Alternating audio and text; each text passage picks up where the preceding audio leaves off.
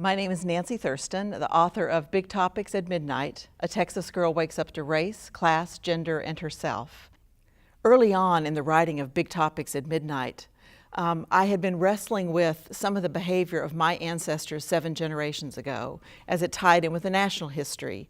My ancestors had owned slaves and also been part of some massacre of Cherokee, and my emotions were very large. Something in me knew that I needed to go on a pilgrimage back to the land in North Carolina to where they had lived. I also knew that I wanted to go with a friend of mine, Elise Bess, an African-American woman whose family had lived for generations also in North Carolina and whose ancestors had been slaves near the land where my family had owned slaves. We went back there together. We took our prayers. We also did our ritual while we were there on the land, and something shifted in my spirit by that pilgrimage back to that place.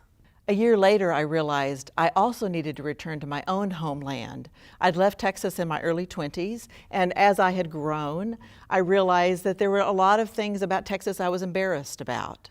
But in order for me to move forward in my life, I needed to deal with my own history and where I came from. So once again, I went on a pilgrimage back to my homeland where I was born with my prayers and with my ritual. And something in me shifted and came home to the parts of me about being Texan that I had been embarrassed about for such a long time. Several years ago, I came with several friends for a retreat circle that met here at Mercy Center. We were in a very difficult time, some interpersonal problems were happening, and I knew there would be hard conversations that really had to happen in that circle. But being at Mercy Center, I felt like the place could hold that tension and allow the doorway to open in a way that couldn't have happened elsewhere.